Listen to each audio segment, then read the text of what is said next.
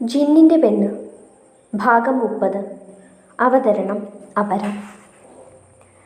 ഇൻഷയും റിച്ചുവും തമ്മിൽ ഇഷ്ടത്തിലാണത്ര. ഹൃദയത്തിനുള്ളിൽ ഒരു വിസ്ഫോടനം നടത്താൻ ആ വാക്കുകൾക്ക് കഴിഞ്ഞു. കേട്ട വാക്കുകൾ അതുതന്നെയാണോ എന്ന് ഉറപ്പുവരുത്താനായി ഞാൻ അഫ്നയെ നോക്കി. അവൾ നിറഞ്ഞ ചിരിയോടെ ഇരിക്കുന്നു. തെറ്റ് പറ്റിയത് അവൾക്കല്ലല്ലോ. ശരി കണ്ടെത്താത്തത് ഞാനല്ലേ മണ്ടി. 5 വർഷങ്ങളായി ഒരു വാക്കോ നോക്കോ കൊണ്ടുപോലും ഒരിഷ്ടവും അറിയിക്കാത്തവൻ്റെ ഉള്ളിൽ ഞാനായിരിക്കുമെന്ന് വിശ്വസിച്ചിരുന്ന എന്നോളം മണ്ടി വേറെ ആരുണ്ട്? മുന്നിൽ എന്തോ പറഞ്ഞ് ചിരിക്കുന്ന റിച്ചുവിനെയും ഇൻഷാനെയും കാണും തോറും നെഞ്ചിനുള്ളിൽ നിന്ന് പുറപ്പെട്ടൊരു വേദന, കൊളുത്തിപ്പിടുത്തം കണ്ണിൽ വന്ന് നിറഞ്ഞു. നിറഞ്ഞ കണ്ണുകൾ ഒളിപ്പിക്കാനായി ഞാൻ വേഗം എഴുന്നേറ്റ് വാഷ്റൂമിലേക്ക് നടന്നു. എനിക്ക് പെട്ടെന്ന് എന്തു പറ്റിയെന്നറിയാതെ എല്ലാവരും അജുവിനെയും റോഹുവിനെയും നോക്കി. എൻ്റെ ഭാവമാറ്റം കണ്ട് എന്തു വേണമെന്നറിയാതെ അവന്മാരും പരസ്പരം നോക്കി. തണുത്ത വെള്ളം കൈവെള്ളയിൽ നിന്ന് മുഖത്തേക്ക് വീഴുമ്പോൾ കുറച്ചൊരാശ്വാസം കിട്ടിയ പോലെ തോന്നി. അപ്പോഴാണ് അവിടേക്ക് കൈ കഴുകാനായി റിച്ചുവും അൻഷയും വന്നത്. രണ്ടിൻ്റെയും കിണിച്ചുകൊണ്ടുള്ള വരവ് കണ്ടപ്പോഴേ ദേഷ്യം വന്നു തുടങ്ങി. അവരോടുള്ള സകല ദേഷ്യവും മനസ്സിൽ കരുതി പൈപ്പ് പിടിച്ച് തിരിച്ചതേ ഓർമ്മയുള്ളൂ. ടാപ്പിളകി കയ്യിൽ വന്നു. പൈപ്പിൽ നിന്നും വെള്ളം പൊട്ടി എൻ്റെ ദേഹത്തേക്ക് വീണു. എന്താണ് സംഭവിച്ചതെന്ന് മനസ്സിലാകും മുന്നേ ഞാൻ മൊത്തം നനഞ്ഞു കുതിർന്നിരുന്നു. എന്ത് സ്വപ്നം കണ്ടോട് നിൽക്കുവാടി അവിടെ, അങ്ങോട്ട് മാർക്കേ എന്ന് പറഞ്ഞുകൊണ്ട് റിച്ചു എൻ്റെ കയ്യിൽ പിടിച്ചു മാറ്റി നിർത്തി. കുറച്ച് വെള്ളം അവൻ്റെ പുറത്തേക്ക് വീണെങ്കിലും അവൻ കുനിഞ്ഞ് വാൽവ് ക്ലോസ് ചെയ്തതും വെള്ളത്തിൻ്റെ ഒഴുക്ക് നിലച്ചു. അപ്പോഴും അവൻ എൻ്റെ കയ്യിലെ പിടിവിട്ടിരുന്നില്ല. ഡോ, എൻ്റെ കയ്യിൽ നിന്ന് വിടടോ. ഞാൻ പറഞ്ഞു നിർത്തിയതും ഇൻഷ എന്നെ ഞെട്ടി നോക്കി. ഹലോ സംന, ഇത് നിൻ്റെ ബോസാണ്, അവൾ ദേഷ്യം അടക്കി പറഞ്ഞു. അതിനേക്കാൾ ദേഷ്യവും സങ്കടത്തിലും നിന്ന ഞാൻ അതൊന്നും മൈൻഡ് ചെയ്തില്ല. അതിന് MDക്ക് സ്റ്റാഫിൻ്റെ കയ്യിൽ കയറി പിടിക്കാമോ ഇൻഷ മാഡം? എൻ്റെ കൈയിൻ്റെ മേലുള്ള അവൻ്റെ പിടുത്തം മുറുകിക്കൊണ്ടിരുന്നു. എന്തോ പറയാൻ വന്ന ഇൻഷയെ റിച്ചു കൈയെടുത്ത് വിലക്കി. ഇൻഷ, താൻ പോയി സെക്യൂരിറ്റിയോട് പറഞ്ഞ് പ്ലംബറെ വിളിപ്പിച്ചേ. പോകാതെ ഞങ്ങളെ തന്നെ നോക്കി നിൽക്കുന്ന ഇൻഷായോട് റിച്ചു പറഞ്ഞു. താൻ പോയിക്കോ, ഇത് ഞാൻ നോക്കിക്കോളാം. ഇൻഷ മാഡം പോയതും ഞാൻ എൻ്റെ കൈ വലിച്ചെടുത്ത് പുറത്തേക്ക് നടന്നു. ഡേ, അവൻ്റെ മുരളും പോലുള്ള വിളിയിൽ കാൽപാദം പോലും നിശ്ചലമായി പോയി. എൻ്റെ അടുത്തേക്ക് വന്ന് അവൻ വീണ്ടും പറഞ്ഞു, ഈ കോലത്തിലെങ്ങാനും നീ പുറത്തേക്ക് ഇറങ്ങിയാൽ നിന്നെ ഞാൻ കൊല്ലും, കേട്ടോടി. അപ്പോഴാണ് ഞാൻ എൻ്റെ ഡ്രസ്സിലേക്ക് നോക്കിയത്. വേഗം ഞാൻ എൻ്റെ ഷോൾ കൊണ്ട് ശരീരം മൂടി. പക്ഷെ നനഞ്ഞ ഷാൾ ഇടുന്നതും ഇല്ലാത്തതും ഒരുപോലെയായിരുന്നു. റിച്ചുവിൻ്റെ നോട്ടം ഇങ്ങോട്ടാണെന്ന് മനസ്സിലായതും ഞാൻ വേഗം തിരിഞ്ഞു നിന്നു. റിച്ചു വന്നെൻ്റെ അവൻ്റെ നെഞ്ചോട് ചേർത്ത് പിടിച്ചതും ഞാൻ ഞെട്ടിപ്പോയി. ഞാൻ അവൻ്റെ പിടിയിൽ നിന്നും കുതറി മാറാൻ പോയതും അവൻ പറഞ്ഞു, നിന്നോടുള്ള പ്രേമം കൊണ്ടൊന്നും അല്ല ഞാൻ ചേർത്ത് പിടിച്ചത്. എനിക്ക് നിന്നോടൊരു കടമയുണ്ട്. അതിൻ്റെ പേരിലാണ് നിന്നെ സഹായിക്കണമെന്ന് വെച്ചത്. എൻ്റെ മേഫിയുടെ പെങ്ങൾ ഈ കോലത്തിൽ പുറത്തിറങ്ങി നടക്കുന്നത് എനിക്ക് സഹിക്കില്ല. അതുകൊണ്ട് കിടന്ന് പിടയ്ക്കാതെ എൻ്റെ ഒപ്പം ഇതുപോലെ നടന്നു വാ. നിന്നെ ഞാൻ എൻ്റെയോ മേഫിയുടെയോ ക്യാബിനിലെത്തിക്കാം. അവിടുന്ന് ഡ്രസ്സ് ഉണങ്ങിയ ശേഷം തൻ്റെ സീറ്റിലേക്ക് വയ്ക്കും. ഞാൻ വീണ്ടും സംശയരൂപേണ അവൻ്റെ മുഖത്തേക്ക് നോക്കി പതിയെ പറഞ്ഞു, ഞാൻ തനിച്ച് പൊയ്ക്കോളാം. നിനക്കെന്തടിപ്പില്ലേ, മലയാളം പറഞ്ഞാൽ മനസ്സിലാവില്ലേ? അമ്മയും പെങ്ങളെയും പോലും തിരിച്ചറിയാത്ത അവരുടെ ബാത്റൂമിലും ബെഡ്റൂമിലും വരെ ക്യാമറ വെക്കുന്നവരുടെ കാലം. ഇതെൻ്റെ ഓഫീസ് തന്നെയാണ്, എൻ്റെ സ്റ്റാഫും തന്നെയാണ്. പക്ഷെ അവരുടെ ഒന്നും ഉള്ളിൽ എന്താണെന്ന് തിരിച്ചറിയാനുള്ള കഴിവൊന്നും എനിക്കില്ല. അതുകൊണ്ട് തന്നെ നിന്നെ ഈ വേഷത്തിൽ എനിക്ക് അവരുടെ മുന്നിലേക്ക് ഇറക്കി വിടാൻ ഉദ്ദേശമില്ല. മര്യാദയ്ക്ക് എൻ്റെ കൂടെ വാ എന്ന് പറഞ്ഞുകൊണ്ട് അവൻ എന്നെ വീണ്ടും അവനിലേക്ക് ചേർത്ത് പിടിച്ചൊരു രക്ഷാകവചം പോലെ. ഞാനൊന്നും മിണ്ടാതെ അവൻ്റെ കൂടെ നടന്നു. ദേഹം മുഴുവൻ അവനോട് ചേർന്നിരിക്കുന്നത് കൊണ്ട് ആർക്കും നനഞ്ഞതൊന്നും കാണാൻ പറ്റുമായിരുന്നില്ല. ടീ ടൈം ആയതുകൊണ്ട് തന്നെ ഒട്ടുമിക്ക സ്റ്റാഫുകളും ക്യാൻറ്റീനിലുണ്ടായിരുന്നു. എല്ലാവരും ഞങ്ങളെ തന്നെ അന്തം വിട്ട് നോക്കുന്നത് കണ്ടതും ഞാൻ അവൻ്റെ നെഞ്ചത്തേക്ക് തന്നെ മുഖമമർത്തി മുന്നോട്ട് നടന്നു. മേഫിയുടെ ക്യാബിൻ്റെ ഫ്രണ്ടിലെത്തിയതും അതിനകത്ത് ഷിയാസാർ നിൽക്കുന്നത് കണ്ടു. റിച്ചു എന്നെ അവൻ്റെ ക്യാബിനിലേക്ക് കൊണ്ടുപോയി. അവിടെ എങ്ങാനും ഡ്രസ്സ് ഉണങ്ങിയിട്ട് സീറ്റിലേക്ക് പൊയ്ക്കോ എന്ന് പറഞ്ഞിട്ട് അവൻ പോയി അവൻ്റെ സീറ്റിലിരുന്നു. നനഞ്ഞ ഡ്രസ്സും AC-യുടെ തണുപ്പും കൂടി ആയപ്പോൾ എനിക്ക് വിറയ്ക്കാൻ തുടങ്ങി. ഞാൻ ദയനീയമായി അവനെ തന്നെ നോക്കി. അവൻ്റെ കണ്ണുകൾ ഫ്രണ്ടിലുള്ള സ്ക്രീനിൽ തന്നെ. അതിനകത്ത് എന്താ അവൻ്റെ സ്മാളാൻ്റെ പെറ്റ് കിടക്കുന്ന.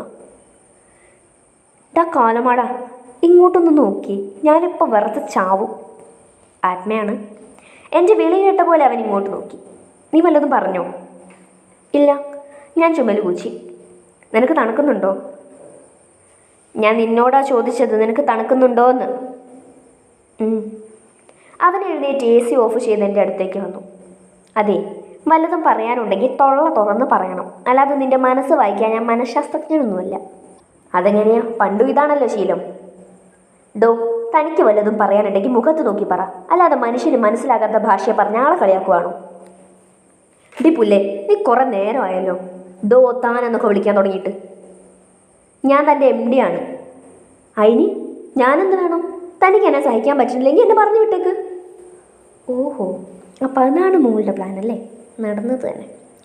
നിന്നോട് ഞാൻ പറഞ്ഞു ഇവിടെ വന്ന് ജോയിൻ ചെയ്യാൻ, പറഞ്ഞോന്ന്. ഞാനാണ് ഇതിൻ്റെ MD എന്ന് നിനക്കറിയാവുന്നതല്ലേ? അതിന് മറുപടി പറയാനില്ലാത്തത് കൊണ്ട് ഞാൻ മിണ്ടാതിരുന്നു.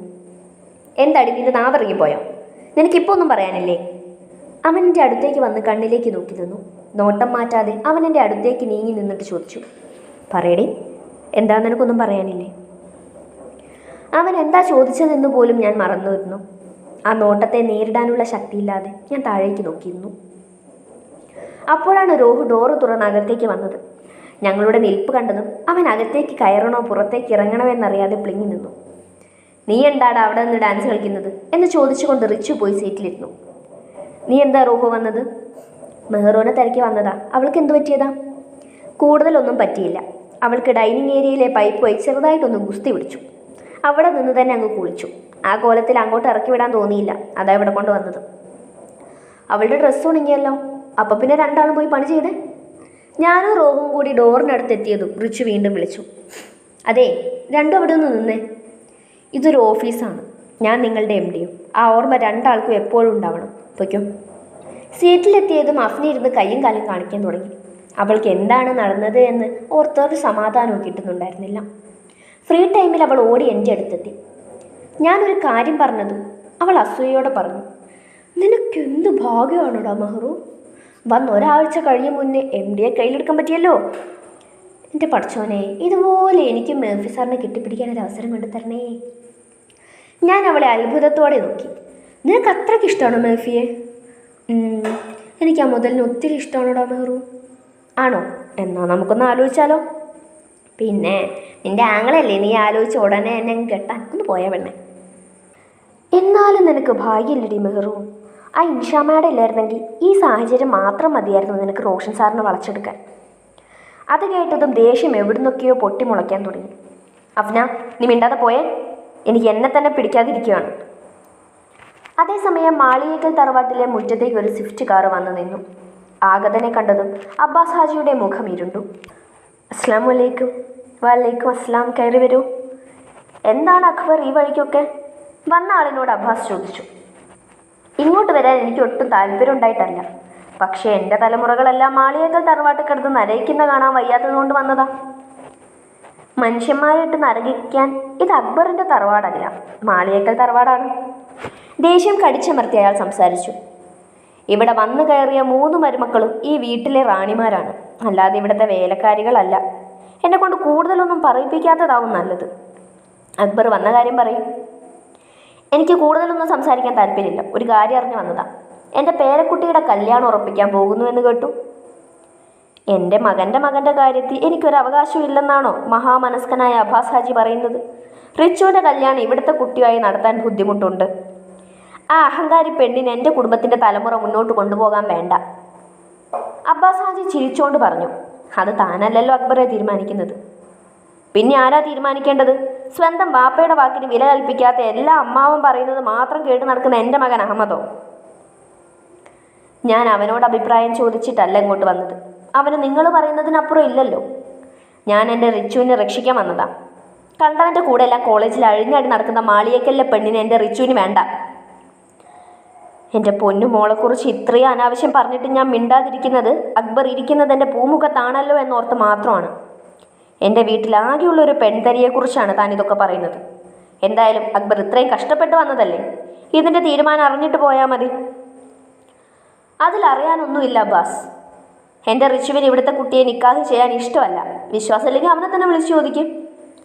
അബ്ബാസ് ഫോൺ എടുത്ത് തൻ്റെ മക്കളെയും പേരക്കുട്ടികളെയും എല്ലാം വിളിച്ച് 1 മണിക്കൂറിനുള്ളിൽ മാളിയേക്കലിലെത്താൻ ആവശ്യപ്പെട്ടു. എന്തിനെന്നറിയാത്ത അന്നുവരെ ഇല്ലാതിരുന്നൊരു ഭയം അബ്ബാസ് ഹാജിയെ വന്നു പൊതിഞ്ഞു.